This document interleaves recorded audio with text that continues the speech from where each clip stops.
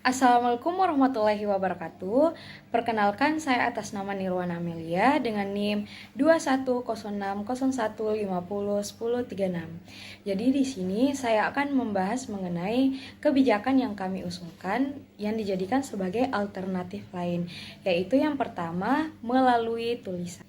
Sebagai seorang terpelajar, tulisan adalah media yang dapat kita gunakan untuk menuangkan gagasan dan pendapat tentang isu tertentu. Dengan menggunakan tulisan, maka pendapat atau gagasan kita akan lebih runtun dan sistematis, dan juga dengan menggunakan tulisan, maka pendapat kita akan mudah diterima dan disebarkan secara lebih luas. Dengan melalui tulisan, kalian dapat menuangkan gagasan kalian di media apapun, mulai dari media massa, media komunitas, website, maupun sosial media pribadi kalian. Nah, dengan begitu, maka gagasan atau pendapat kalian tentunya akan mudah diterima dan akan berlanjut menjadi wacana. Apalagi di era zaman sekarang ini, keterbukaan pendapat itu dapat diterima dengan baik. Tetapi bukan berarti kita dapat menuangkannya secara sembarangan dan tanpa aturan ya teman-teman. Melainkan tuangkanlah pendapat atau gagasan kalian itu secara logis dan sistematis. Pernah dengar ungkapan pena lebih tajam daripada pedang? Ungkapan ini menggambarkan bahwa tulisan dapat lebih efektif daripada aksi fisik sekalipun. Selain itu juga, pendapat dan gagasan kamu akan terdokumentasikan dengan baik. Dengan tulisan, suara kamu takkan padam ditelan angin, akan abadi sampai jauh di kemudian hari.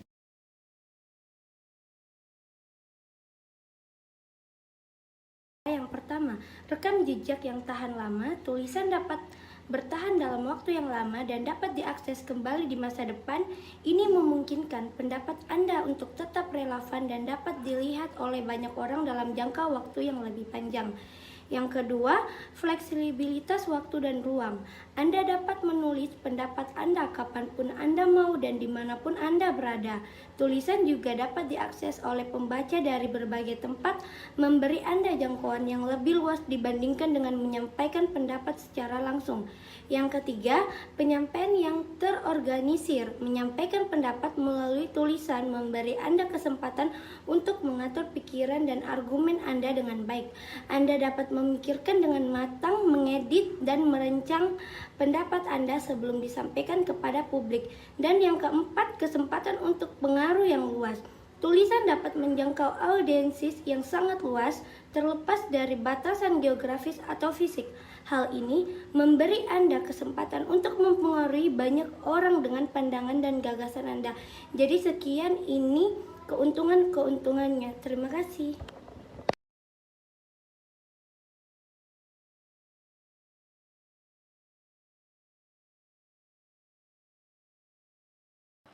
Di sini saya akan menyampaikan tentang kekurangan dalam penyampaian pendapat melalui tulisan.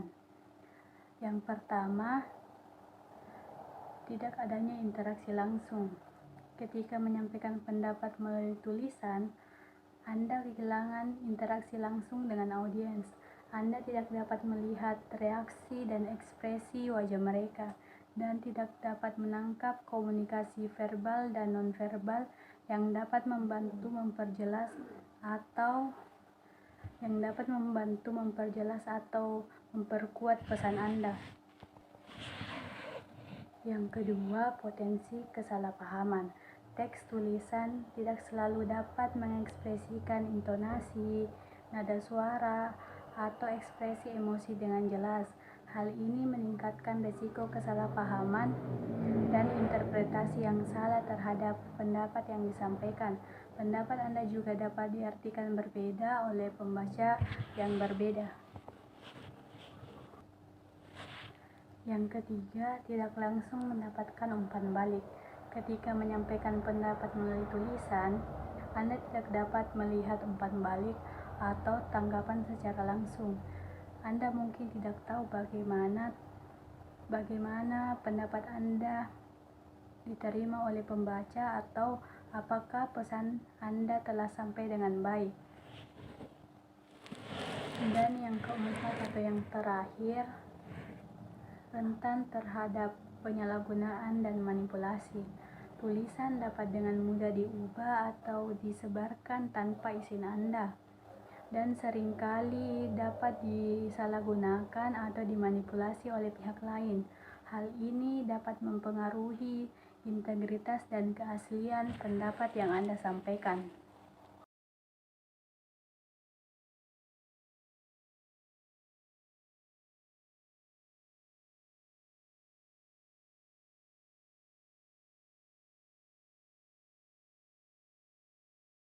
Baik, Assalamualaikum warahmatullahi wabarakatuh. Terima kasih atas kesempatan yang telah diberikan.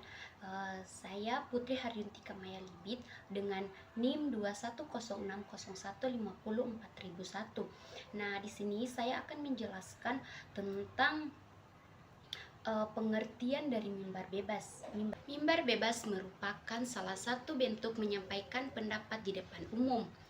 Aturan yang mengatur tentang mimbar bebas ini diatur dalam Undang-Undang Nomor 9 Tahun 1998 tentang kemerdekaan menyampaikan pendapat di depan umum yang dilakukan secara bebas, terbuka, dan tanpa tema tertentu. Nah, mimbar bebas ini dapat dilakukan di tempat terbuka atau tempat umum. Namun, ada beberapa tempat atau lokasi yang tidak boleh dilakukan, yaitu seperti Gedung Istana Merdeka, tempat ibadah, instansi militer, dan lain sebagainya. Mimbar bebas ini juga tidak boleh dilakukan pada hari besar nasional seperti Hari Dirgahayu Indonesia.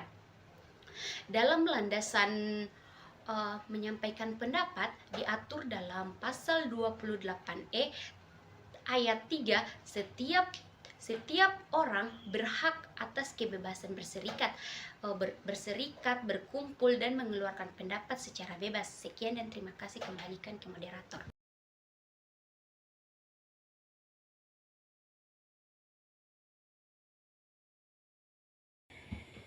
Assalamualaikum warahmatullahi wabarakatuh. Baik, terima kasih atas kesempatan yang telah diberikan. Langsung saja, dalam konteks ini ada beberapa kelebihan dan kekurangan yang perlu dipertimbangkan. Kelebihan mimbar bebas yang pertama itu kebebasan berekspresi.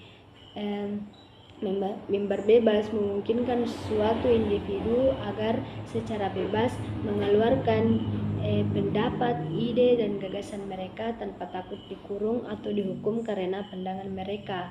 Maka hal ini dapat menambah debat intelektual yang ada di masyarakat. Nah, yang kedua ini inovasi dan perkembangan. Kebebasan berekspresi yang diberikan oleh mimbar bebas agar dapat merangsang inovasi dan perkembangan di berbagai bidang. Ketika suatu individu memiliki kebebasan untuk mengeluarkan ide-ide mereka, maka hal ini dapat mendorong pemikiran yang kritis dan kolaborasi serta menambah penemuan baru. Nah, yang ketiga ini transparansi dan akuntabilitas. Mimbar bebas dapat berkontribusi pada transparansi dan akuntabilitas dalam pemerintahan dan institusi lainnya. Ketika individu memiliki kebebasan untuk melaporkan kecurangan penyelenggaraan kekuasaan atau tindakan lain yang salah, maka hal ini dapat membantu dan menjaga tata kelola yang baik dan mencegah terjadinya penyalahgunaan. Baik, terima kasih atas kesempatannya.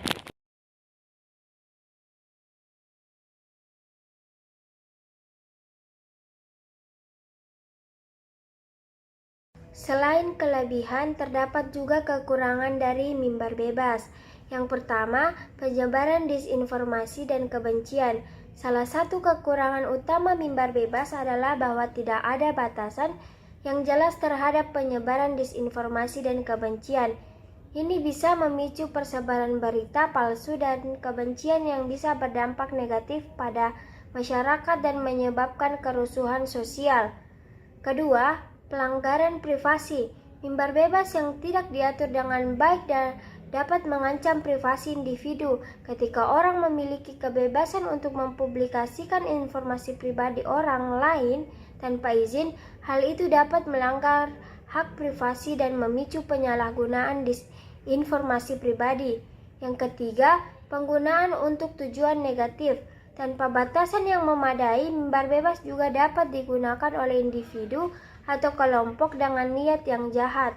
Misalnya, kelompok ekstremis atau teroris dapat memanfaatkan kebebasan berekspresi untuk menyebarkan propaganda mereka atau merencanakan serangan. Nah, itu tadi 3 kekurangan dari mimbar bebas. Sekian.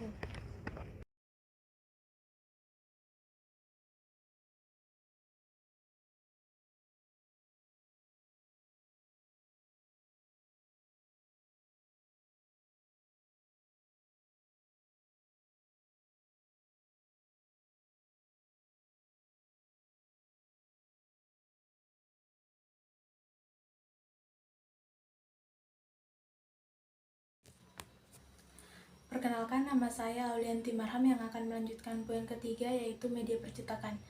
Media percetakan ialah industri yang sudah usang populer serta berkembang. Bagi pebisnis, media ini menjadi salah satu cara yang mudah buat menjangkau pelanggan melalui iklan yang bisa disisipkan. Sampai saat ini, para pebisnis masih banyak yang berupaya untuk memanfaatkan media-media cetak ini, baik itu koran, majalah, serta risalah ataupun brosur. Tetapi tentunya terdapat kelebihan dan kekurangan dari media cetak ini. Adapun kelebihan media cetak ini yaitu 1, harga terjangkau bagi masyarakat. Harga media cetak ini cukup terjangkau karena penerbit sudah mendapatkan pendanaan asal dari para pemasangan iklan. Dengan demikian, semua kalangan bisa berlangganan di media ini dan permanen bisa mengikuti informasi perkembangan pada lingkungan sekitarnya. Contoh harga cetak flyer murah yang hanya beberapa ratus rupiah per lembar tentu saja akan menjadi kelebihan media cetak ini. Pada sekali penerbitan, kelebihan media cetak ini mampu membahas aneka macam topik, misalnya olahraga, ekonomi, sosial, serta hiburan. Assalamualaikum warahmatullahi wabarakatuh. Perkenalkan, nama saya Prati Baharsa dengan NIM 210601502. Baik, kali ini saya akan melanjutkan materi mengenai kelebihan dari media cetak yang sebelumnya sudah dijelaskan oleh teman saya. Lalu yang kedua, menjangkau ke semua generasi. Tampaknya pun sebagian akbar milenial serta generasi Z lebih menaruh minat yang besar pada platform daring daripada platform luring. Dari Wikipedia, daring itu media dalam jaringan. Daring sendiri itu singkatan asal dalam jaringan. Nah, perlu kita ketahui pada konteks ini, pada jaringan adalah jaringan online. Nah, jaringan online sendiri sesuatu yang bekerja sama dengan teknologi serta internet. Sedangkan luring merupakan kebalikannya yang diartikan offline. Lalu yang ketiga, dapat diarahkan di target demografi tertentu. Nah, media percetakan bisa disebarkan serta ditujukan ke wilayah target pemberitahuan. Dengan demikian, teman-teman, kita dapat mengarahkan sesuatu iklan yang bertarget di demografis khusus. Misalnya, jika kalian mengetahui sasaran konsumen terdapat lingkungan di Jakarta Barat, maka relatif juga pasang iklan pada koran yang dikhususkan buat Jakarta Barat. Lalu yang keempat, simpel dibaca serta dipahami. Nah, media cetak umumnya lebih simpel buat menyebutkan hal-hal yang bersifat kompleks serta lebih nyaman buat dibaca. Dengan lebih nyaman ketika dibaca, maka dapat membuat kita lebih bisa berpikir lebih khusus terkait isi goresan pena. Lalu yang kelima itu menghadirkan kolom isu lowongan kerja. Nah, media percetakan ini dapat menjadi kawasan penyebarkan dan mencari info lowongan pekerjaan. Contohnya di koran. Nah, umumnya kan tersedia di kolom spesifik untuk menghasilkan kolom lowongan kerja gitu. Sebagai akibat, pembaca bisa dengan simpelnya memilih yang paling sesuai menggunakan yang dicarinya. Cukup sekian mengenai kelebihan dari media cetak. Selanjutnya dilanjutkan oleh teman saya mengenai kekurangan dari media cetak ini.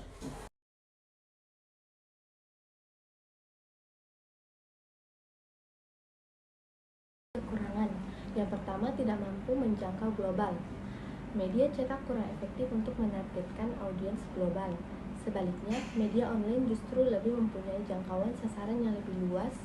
Model jika cetak koran menggunakan jumlah 100.000 eksemplar, maka hanya lebih kurang itu jumlah pembacanya.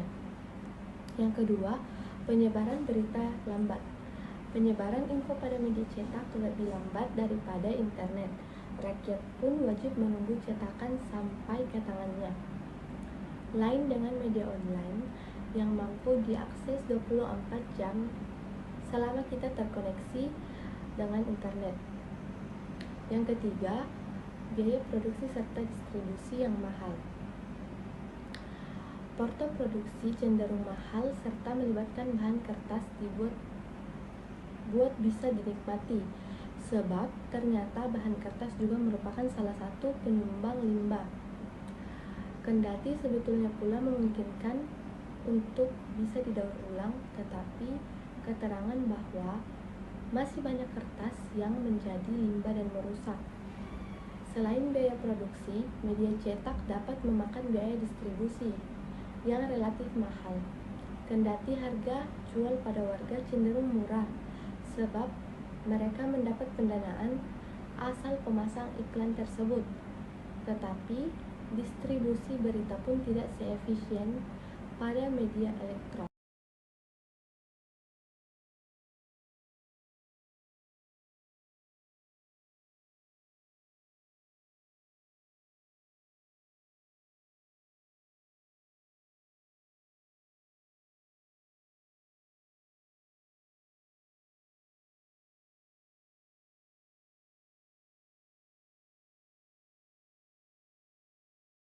Bismillahirrahmanirrahim. Assalamualaikum warahmatullahi wabarakatuh. Saya akan menjelaskan mengenai kebijakan mimbar bebas. Yang pertama adalah penurunan batasan konten. Nah, penurunan batasan konten guna memberikan kelonggaran terhadap regulasi pembuatan konten-konten atau penyebaran berita di media-media online maupun media-media cetak. Nah, tahun pelaksanaannya mulai tahun 2010 dan jumlah negara yang menerapkannya ada 25 negara. Dampak positif meningkatkan kebebasan berbicara dan berpendapat secara online. Nah, selain daripada itu, ada pula dampak negatifnya adalah potensi penyebaran konten berbahaya atau ilegal menjadi lebih besar. Nah, dampak positifnya sendiri untuk meningkatkan kebebasan berbicara dan berpendapat secara online sesuai atau sejalan dengan pasal Undang-Undang Nomor 40 tahun 1999 mengenai kebebasan pers dan pasal 28E mengenai kebebasan berpendapat. Nah, selanjutnya untuk mengenai dampak negatifnya sendiri, potensi penyebaran konten berbahaya atau ilegal menjadi lebih besar seperti yang kita lihat sekarang. Banyaknya berita-berita hoax yang beredar serta kurangnya penyaringan mengenai berita-berita apa saja yang akan dikonsumsi oleh masyarakat. Yang kedua adalah perlindungan privasi. Tahun pelaksanaan 2012, jumlah negara yang menerapkan ada 40 negara. Dampak positifnya adalah meningkatkan keamanan data pengguna. Dampak negatifnya adalah potensi sulitnya mengawasi dan menangkap pelaku kejahatan online. Nah, guna meningkatkan keamanan data pengguna, media-media online atau aplikasi-aplikasi online yang menyimpan data kita memiliki kebijakan privasi yang sangat tinggi untuk menjaga keamanan data para penggunanya. Nah, akan tetapi dampak negatifnya adalah potensi sulitnya mengawasi dan menangkap pelaku kejahatan online.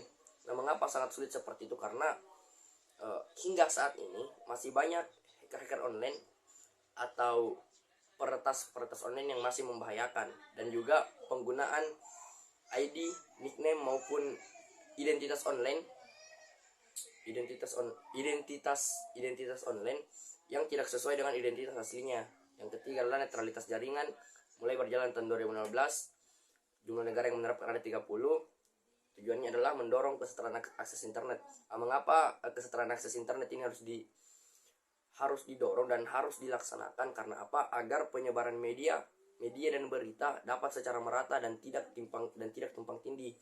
Nah, selanjutnya adalah dampak negatifnya, potensi menghambat inovasi dan pengembangan jaringan.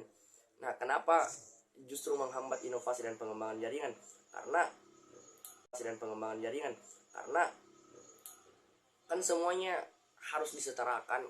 Nah, jadi akan ada yang mandek dan akan ada juga yang mengejar. Maksudnya dalam pertumbuhan penyebaran jaringan tersebut.